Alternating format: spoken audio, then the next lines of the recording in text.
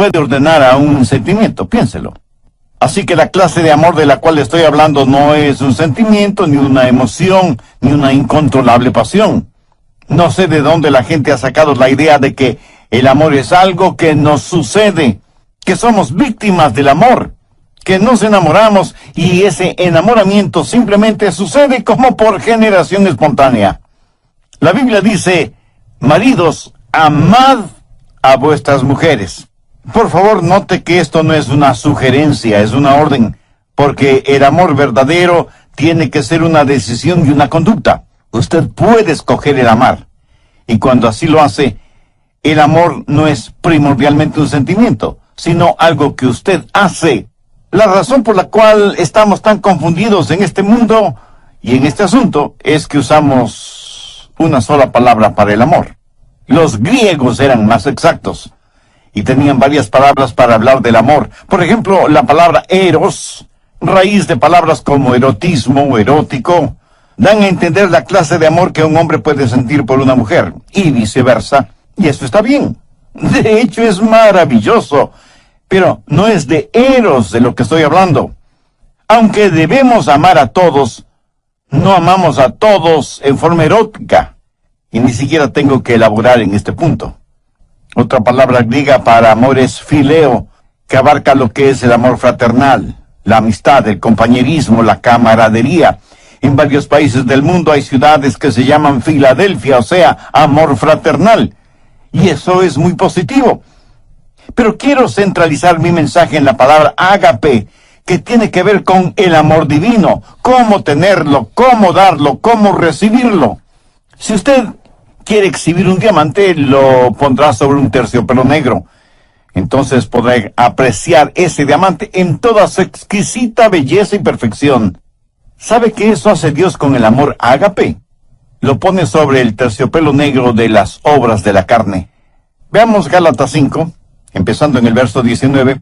Y manifiestas son las obras de la carne, que son adulterio, fornicación, inmundicia, lascivia, idolatría, hechicerías, enemistades, celos, iras, contiendas, disensiones, herejía, envidias, homicidios, borracheras, orgías y cosas semejantes a estas.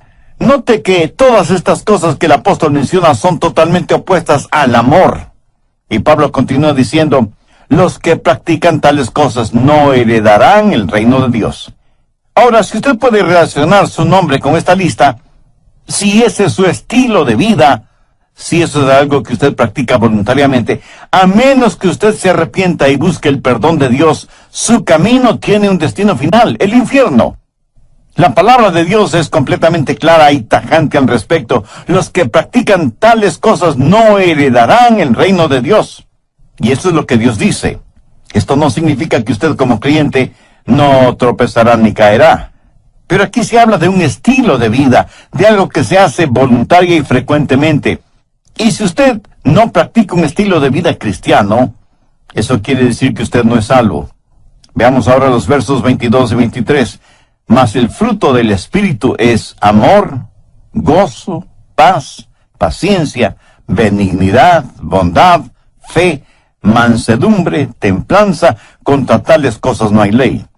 Nunca habrá una ley que diga que no puede amar, que no debe ser bondadoso o que le prohíba ser humilde, ¿verdad? Pero sí hay leyes contra las obras de la carne, pero no hay leyes contra el fruto del Espíritu. Hay 9 cualidades en el fruto del Espíritu y vamos a estudiarlas tanto como nos sea posible. Pero no solo que vamos a ver el fruto del Espíritu, sino que nos vamos a examinar a nosotros mismos para saber si somos en realidad cristianos espirituales y maduros. Vivimos en una generación que habla mucho acerca de los dones del Espíritu, profecía, hablar en lenguas, sanidades. Parece que cada persona está diciendo, este es mi don espiritual, ¿cuál es el tuyo? Dios nos ha dado a cada uno de nosotros un don espiritual y necesitamos descubrir cuál es ese don y desarrollarlo y ponerlo en práctica. Pero escucha atentamente lo que voy a decir. Ningún don espiritual es señal o marca de madurez espiritual. La iglesia de Corinto fue una iglesia completamente carnal, a pesar de la práctica de dones espirituales. Si yo quiero saber cuán madura es espiritualmente una persona, jamás examino sus dones, examino sus frutos, porque la marca de la madurez espiritual no está en el don, sino en el fruto. Al describir ágape, el amor divino, debemos notar varias cosas. Primero, el amor tiene que ver con decisión y conducta. Segundo, la descripción de este amor. Tercero, el desarrollo de este amor. Y cuarto, el deseo por este fruto. ¿Qué cualidades tiene el amor ágape? ¿Cómo podemos describirlo? Y como nosotros no podemos describirlo, Dios utilizó al apóstol Pablo para que describa el amor ágape en 1 Corintios 13. El amor ágape tiene 10 cualidades distintivas, de acuerdo a 1 Corintios 13. Si en su corazón y en su vida usted tiene estas 10 cualidades, entonces usted es un cristiano espiritualmente maduro. Primero, el amor ágape es sufrido. 1 Corintios 13:4, el amor es sufrido. El verdadero amor nos capacita para ser pacientes. Si usted es una persona impaciente, si dice, amé a tal persona hasta donde pude, pero ya no merece mi amor, y por eso he renunciado a seguirla amando. Mi amigo, cuando usted deja de amar, ese momento es cuando usted menos se parece a Jesucristo. La Biblia dice que Jesús, habiendo amado a los suyos, los amó hasta el fin. El verdadero amor es sufrido, paciente, perdona 70 veces 7, pero no se contenta con perdonar 490 veces, sino que sigue perdonando y perdonando y perdonando. ¿Por qué? Porque el amor es sufrido. Segundo, el amor ágape es benigno. ¿Y ahora qué es benignidad? Es servirnos los unos a los otros. No es servirnos los unos de los otros. Si nos amáramos, ¿qué haríamos los unos por los otros? Permítame ilustrar esto en primera persona. Si usted me ama, ¿qué es lo que me daría? No me daría lo que yo merezco, sino lo que yo necesito. Veamos Lucas 6, los versos 27 y 28. Pero a vosotros los que oís os digo, amad a vuestros enemigos, haced bien a los que os aborrecen, bendecid a los que os maldicen y orad por los que os calumnian. ¿Qué debemos hacer por nuestros enemigos? Amarles, ayudarles, ser bondadosos con ellos, orar por ellos. Y algunos de ustedes estarán pensando, pastor, yo no puedo hacer eso ni siquiera por mis amigos, menos lo voy a hacer por mis enemigos. Permítame hacer una pregunta. ¿Alguna vez lo ha tratado siquiera? Si alguien le ha hecho daño, ¿ha tratado usted de hacerle un bien? En otras palabras, ¿es usted para esa persona una bendición? Porque eso, mi amigo, es el amor ágape. Tercero, el amor ágape es sincero. El verso 4 dice, el amor no tiene envidia. Si usted es una persona envidiosa, celosa, es porque no ama a la persona que envidia o que cela. Si usted me envidia o yo le envidio, es porque ambos queremos las cosas que el otro tiene. Si yo quiero algo que es suyo, no me regocijaré de que usted lo tenga. Eso no es amar con sinceridad, así como no lo es que me disguste sobremanera cuando usted es alabado, cuando considero que su ganancia es mi pérdida. ¿De qué amor sincero podría estar hablando? El amor verdaderamente sincero se regocija cuando los demás son bendecidos y prosperados. Cuarto, el amor ágape no es jactancioso, más bien le capacita para que sea humilde, para que no sea vanidoso ni prepotente, ni mire a los demás por encima del hombro. La Biblia dice que no debemos considerarnos más que los demás. Busque Proverbios 21:4. Altivez de ojos y orgullo de corazón y pensamientos de impíos son pecado. El orgullo y el genuino amor no pueden habitar en nuestro corazón al mismo tiempo. No podemos ser vanidosos y bondadosos a la misma vez. Una persona llena de egoísmo y orgullo jamás puede ser una persona llena del amor ágape. Sabe que las personas orgullosas son además argumentativas. La Biblia dice que solo por el orgullo viene la contención. ¿Sabe cuál es el problema en los hogares cuando hay argumentos y contenciones? que se están enfrentando nuestros egoísmos y nuestros orgullos, y ninguno quiere perder. Quinto, el amor ágape es considerado. Verso 5. No hace nada indebido. ¿Sabe lo que eso significa? Significa que el verdadero amor es cortés, gentil. Cuando una persona hace lo indebido, es una persona tosca, ruda. Y todos conocemos a personas así, ¿no es cierto? Empujan para pasar, nunca piden permiso ni disculpas, se meten a la fuerza, desconocen las palabras por favor y muchas gracias. Lo triste y lamentable es que hay muchos cristianos que son así. ¿Qué es la cortesía? Pues no es nada más que la demostración del amor en las cosas pequeñas o aparentemente insignificantes. ¿Y quién no tiene amor en las cosas pequeñas? ¿Cómo podría tenerlo en las cosas grandes? Cuando usted encuentra a una persona ruda, tosca, tenga la seguridad de que ha encontrado a una persona que no conoce el amor. Una persona que no puede ser el reflejo del Señor Jesucristo, quien fue humilde y gentil, y siempre pensó primero en los demás. Sexto, el amor ágape es un amor que se niega a sí mismo. Mire lo que dice el verso 5. No busca lo suyo. Nunca dice, yo primero, o yo conozco mis derechos. Escúcheme, cuando usted oye a una persona decir que conoce sus derechos, tenga la seguridad de que no está hablando motivada por el amor. Permítame decir una cosa muy importante. Cuando usted recibió al Señor Jesucristo y fue salvo, usted perdió todos sus derechos. Porque ¿qué derechos tiene una persona muerta? Usted está crucificado con Cristo. Ha sido comprado por un precio. Ahora pertenece a Jesucristo. Y ahora sus derechos son los derechos de Jesús. Y Él es quien le ordena amar. Usted ya no puede buscar lo suyo. Debe procurar el honor y la gloria para Jesús y el bienestar de los demás. Ese es el genuino amor que no busca lo suyo. Un muy consagrado siervo de Dios alguna vez dijo, cuando usted enseña a alguien sus derechos, tendrá una revolución. Cuando usted enseña a la gente sus responsabilidades, tendrá un avivamiento. Muy bien dicho, ¿no le parece? Cuando dejemos de pensar en nuestros derechos y comencemos a pensar en nuestras responsabilidades, cuando dejemos de buscar solo lo nuestro y comencemos a hacer de bendición para los otros, le aseguro que las cosas cambiarán en el mundo. Séptimo, el amor ágape es un amor sereno. Dice la Biblia que el amor no se irrita. ¿Conoce usted a personas que son como fósforo y que se encienden con el menor roce?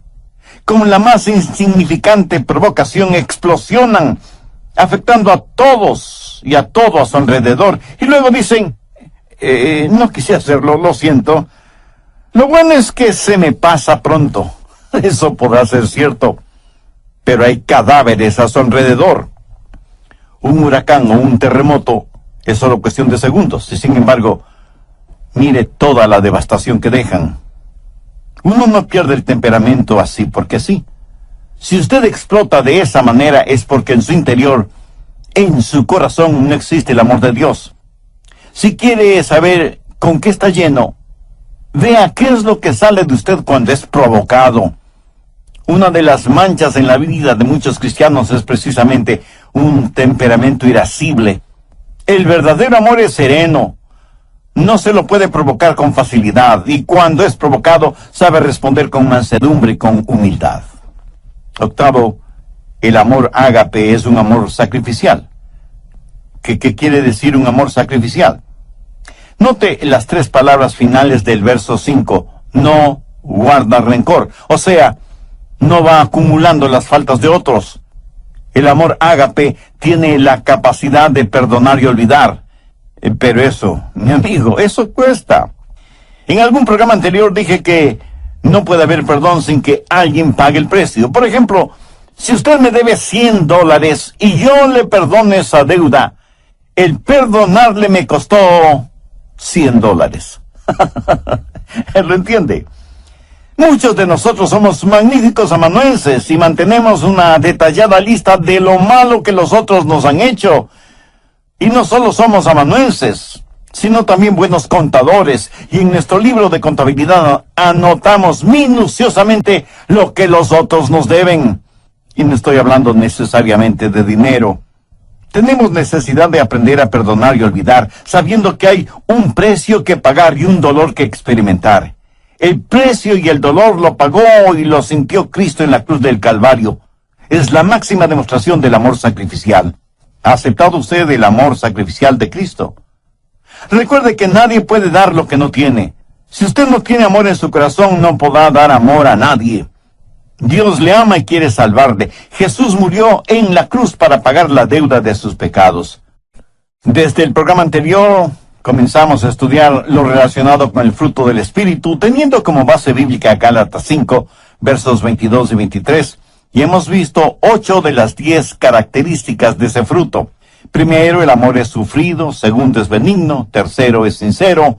Cuarto, no es jactancioso. Quinto, es considerado. Sexto, se niega a sí mismo. Séptimo, es sereno. Y octavo, es sacrificial.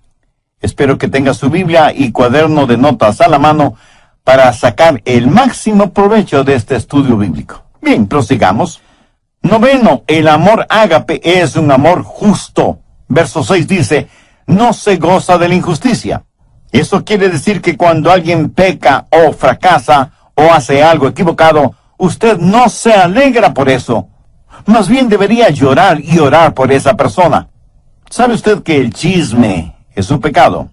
¿Por qué? Porque la persona chismosa se regocija en su iniquidad. Cuando escuchan algo negativo acerca de otra persona, casi no pueden esperar para contárselo a otras personas. Se parecen a la mujer que dijo, mi lema es, nunca digas algo acerca de otra persona, a menos que sea algo que valga la pena chismearlo. Y aunque por lo general creemos que las mujeres son las chismosas, permítame decirle que conozco hombres que son chismosos. Se regocijan y parece que hasta aman la chismografía. Son diseminadores de malas y falsas noticias. Se regocijan de la injusticia. Ahora escúcheme, no estoy diciendo que debe hacerse el desentendido frente al pecado, porque eso es imposible. El pecado tiene que ser enfrentado, pero no se regocije de la injusticia. Y antes de que usted diga algo negativo de otra persona, hágase las siguientes preguntas. Primera, ¿sé que eso es verdad? Segunda, aun si fuera verdad, ¿es necesario que lo diga? Tercera, y si lo digo, ¿cuál es mi verdadera motivación al decirlo? El amor ágape no se goza de la injusticia. La Biblia no habla de un amor ágape chapucero, que simplemente ignora el pecado. No habla de un amor que siente cierta pena por la otra persona. Cuando usted sabe que otra persona está emocionalmente herida, cuando escucha que otra persona ha fracasado, ¿cómo reacciona? Hace poco conocí a un hombre que al saber del pecado de uno de sus amigos, cayó de rodillas, puso su rostro en el suelo y lloró intensamente por su amigo que había caído en pecado. Eso es empatía, no solamente simpatía. Eso es el tener el corazón quebrantado por el pecado de otros. Décimo, el amor ágape es un amor sufriente. Verso 7. Todo lo sufre, todo lo cree, todo lo espera, todo lo soporta. Esto de ninguna manera significa que el amor ágape se lo cree todo. Más bien quiere decir que el verdadero amor lo puede enfrentar todo, que no hay límites para su fe. Pero cuando usted ama, hay una carga que debe llevar, y desde ese punto de vista es un amor sufriente. La gente quiere saber por qué los seres humanos sufren. Algunos porque han perdido su fe en Dios. Dicen, ¿por qué Dios permite que los humanos sufran? Si Él es un Dios que todo lo sabe y todo lo puede, ¿por qué no detiene o elimina el sufrimiento? Escúcheme, Él pudo haberlo hecho. ¿Sabe cómo? Pues no creando a los seres humanos, o creándolos sin libre albedrío. Pudo habernos hecho robots, como una máquina tecnológica. Pero hubiera significado no tener ningún compañerismo con nosotros. Porque, verá, cuando Dios nos creó, corrió un divino riesgo. Él sabía lo que nosotros le íbamos a costar. Exactamente lo que sucede con padres que procrean hijos. ¿O usted cree que esto de tener hijos es como comerse un pastelito de manzana? Mi amigo, tener hijos cuesta no solo en términos monetarios, sino también espirituales y emocionales. Y aunque usted no lo crea, de una u otra forma, nuestros hijos nos romperán el corazón. Dios sabía lo que iba a costar cuando nos creó y nos dio la capacidad de elegir. Y elegimos pecar. Cuando nos dio la capacidad de decir sí, también nos dio la capacidad de decir no. Para que un ser humano escoja a Dios, debe querer escoger a Dios. ¿Lo entiende? Dios nos dio ese libre albedrío, nos hizo de esa manera, pero al mismo tiempo Dios sabía que iba a sufrir. Cuando Dios escogió amar, escogió también el sufrir. Y alguien me preguntará, Pastor, ¿puede Dios sufrir? Permítame responder con una pregunta. ¿Sufre usted como padre cuando su hijo hace algo equivocado? Piénselo bien antes de contestar. La historia del hijo pródigo en el capítulo 15 de Lucas enseña que cuando un padre terrenal tiene un hijo rebelde, sufre. De la misma manera, cuando nosotros hacemos algo equivocado, nuestro Padre Celestial sufre. En Efesios 4:30 leemos, no contristéis al Santo Espíritu de Dios. ¿Lo ve? Nosotros podemos contristar al Santo Espíritu de Dios. Un aparato electrodoméstico, cuando se daña, le puede molestar. Pero solo sus hijos le pueden contristar, entristecer. Aunque muchos de ustedes a lo mejor ven este punto al revés. Pregunto, ¿puede alguna parte de nuestro cuerpo dolernos sin que nuestra cabeza lo sepa? ¿Quién es la cabeza de la iglesia? El Señor Jesucristo. Cuando su cuerpo, o sea, la iglesia, sufre, no sufre el Señor Jesucristo. Cuando Pablo se encontró con Jesús en el camino a Damasco, ¿qué le dijo Jesús? Saulo, Saulo, ¿por qué me persigues?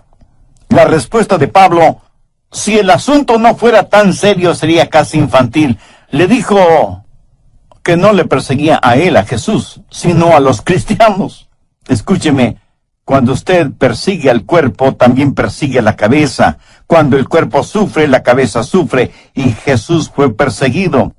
Cuando una novia es infiel, impura, y no le presta ninguna atención al novio, ¿cree usted que el novio sufrirá? Le puedo asegurar que sí. ¿Quién es la novia? La iglesia. ¿Quién es el novio? El Señor Jesús. Cuando la novia sufre, el novio sufre también. Y cuando el novio decide amar a la novia, también decide sufrir. Y algunos dirán, pero Dios es Dios. Él no tiene que sufrir. Ciertamente, Él no tiene que sufrir, pero Él escogió sufrir. ¿Por qué? Déjenme ilustrar este punto. Suponga que usted y su cónyuge van a tomar las vacaciones soñadas toda una vida. ¿Será su segunda luna de miel en una de las islas de Hawái?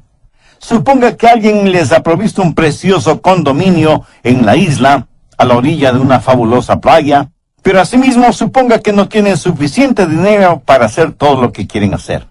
Pero ya están ahí, dispuestos a disfrutar a plenitud del sol, la playa, el mar, las palmeras, la música y la deliciosa comida.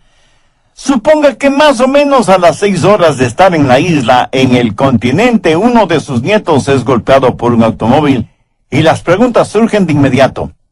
Debemos llamar a los abuelos para avisarles. Debemos interrumpir sus tan anheladas vacaciones. Ahora, ¿cuántos abuelitos y abuelitas que me están escuchando dirían, prefiero no saber nada y que me dejen disfrutar de mis vacaciones? ¿Cuántos tendrían la actitud de, si algo malo sucede, sea lo que sea, no queremos saberlo? No queremos que nada arruine nuestras vacaciones. Lo haremos, y si no, regresaremos en el próximo vuelo. Eso es lo que hace el amor sacrificial. Las necesidades de los otros están, o deben estar, por encima de nuestras satisfacciones personales. Porque cuando usted se preocupa de las necesidades de los demás, sentirá una satisfacción personal indescriptible. Tercero, el desarrollo de este amor. Busque Gálatas 5:19. Habla de las obras de la carne. Las obras de la carne son naturales. Las obras del Espíritu son sobrenaturales. Las obras de la carne es lo que hace el pecado en nosotros. El fruto del Espíritu es lo que Dios hace por medio de nosotros. Esta clase de amor no la podemos producir por nosotros mismos, pero es la clase de amor que debemos llevar. En Juan 15:5 leemos que Jesús dijo: Yo soy la vid, vosotros los pámpanos, separados de mí nada podéis hacer. Note que Jesús no dice que nosotros produciremos esta clase de amor. Romanos 5:5 es un versículo muy interesante, porque el amor de Dios ha sido derramado en nuestros corazones por el Espíritu Santo que nos fue dado. ¿Lo ve? Aquí se está hablando de un amor sobrenatural, el amor que proviene de la vid. Se esparce en los pámpanos y produce el fruto. ¿Lo entiende? Usted no produce el fruto, solamente lo lleva. Yo nací y fui criado en la Florida, tierra de frutos cítricos por excelencia. En casa teníamos árboles ornamentales de naranjas agrias. El fruto era imposible para el paladar, pero los árboles eran hermosos. Y se necesita mucha paciencia y mucha...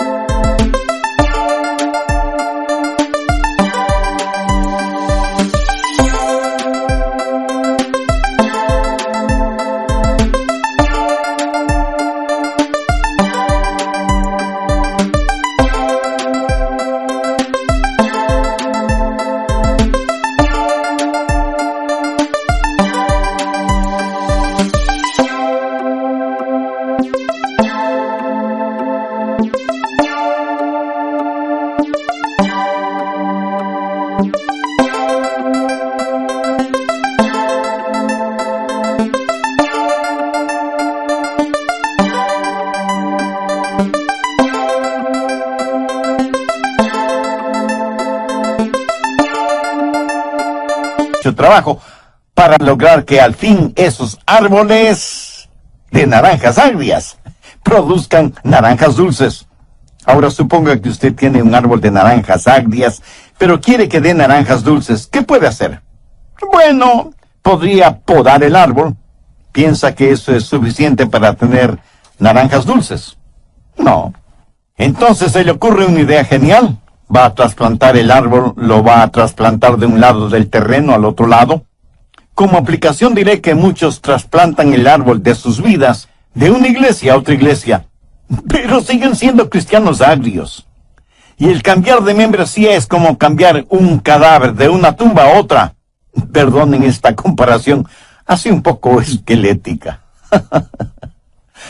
Como el cambiar el árbol de naranjas agrias de un lugar a otro no produce naranjas dulces, ¿qué más puede hacer? Bueno, pues ponerle nueva tierra, con bastante abono orgánico, no químico, cuidar el nivel de humedad de la tierra, que no le falta agua ni fertilizantes, y por último, cambiarle de nombre. Ya no se llamará árbol de naranjas agrias, sino árbol de naranjas dulces. Y para ayudarle al árbol a que produzca naranjas dulces, usted amarra en sus ramas varias deliciosas y dulces naranjas, esperando que esas ricas naranjas motiven al árbol a dar naranjas dulces. Y muchos de ustedes me dirán con toda razón que nadie, por ignorante que sea en cuestión de árboles frutales, haría una tontería así. Mi amigo, no es asunto de trasplante, ni asunto de podar el árbol, ni de fertilizarlo, ni de cambiarle de nombre, ni de amarrar en sus ramas buenos frutos, que solo serán decorativos. Es la naturaleza del árbol la que debe ser cambiada.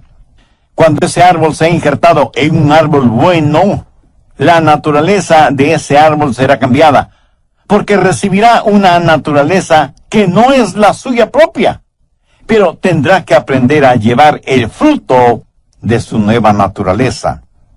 La Biblia dice que cuando somos salvos, somos participantes de la naturaleza divina. La naturaleza de Dios viene a nosotros. Pero esta es la clase de amor que no es el fruto de las obras de la carne, raíz de amargura, sino que es el fruto del Espíritu, es la naturaleza del Dios Todopoderoso que ha sido injertada en usted, en mí, en nosotros. Cuarto, el deseo por este fruto. ¿Para qué sirven las frutas? Pues para comérselas, y mientras más frescas y al natural, mucho mejor. ¿Han notado que las frutas despiden una fragancia extraordinaria? Uno puede reconocer una fruta solo por el olor, aún antes de mirarla o palparla. Imagínese ahora la bendita fragancia del fruto del Espíritu. ¿Sabe lo que el mundo necesita este mismo momento? Algunos de inmediato me dirán, el mundo necesita paz, bienestar económico, buena salud, progreso científico, etcétera, etcétera. Y aunque todo eso es verdad, el mundo lo que más necesita, sin embargo, es la realidad del fruto del Espíritu. Esa es la única manera de amar y ser amado. Cuando usted permita que el Señor habite en su humanidad y demuestre su deidad a través suyo, no será un amor humano el que usted exhiba, sino que será un amor divino. No será su vida la que viva, sino la vida de Jesús en usted. Su vida tendrá la fragancia de nuestro Señor Jesucristo. Anote al margen Efesios 5:2. Andad en amor, como también Cristo nos amó y se entregó a sí mismo por nosotros, ofrenda y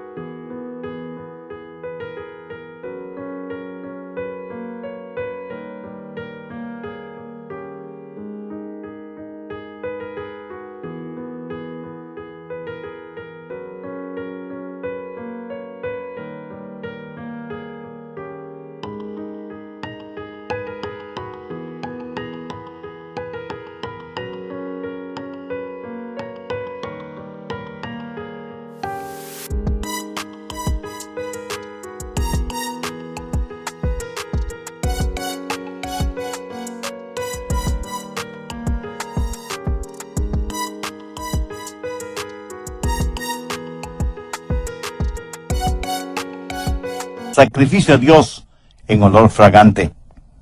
¿De dónde sale todo ese fruto? De una semilla muy pequeña. ¿Cómo es que se esparce el cristianismo? Cuando entendamos que la semilla está en el fruto, cuando empecemos a vivir Gálatas 5:22 y 23, más el fruto del Espíritu es amor, gozo, paz, paciencia, benignidad, bondad, fe, mansedumbre, templanza, entonces empezaremos a reproducirnos. Permita que el Espíritu de Dios hable a su corazón ahora mismo. Usted puede ya ser salvo, pero ha caído, ha tropezado, y se ha vuelto tan carnal que ha dejado de llevar su fruto espiritual.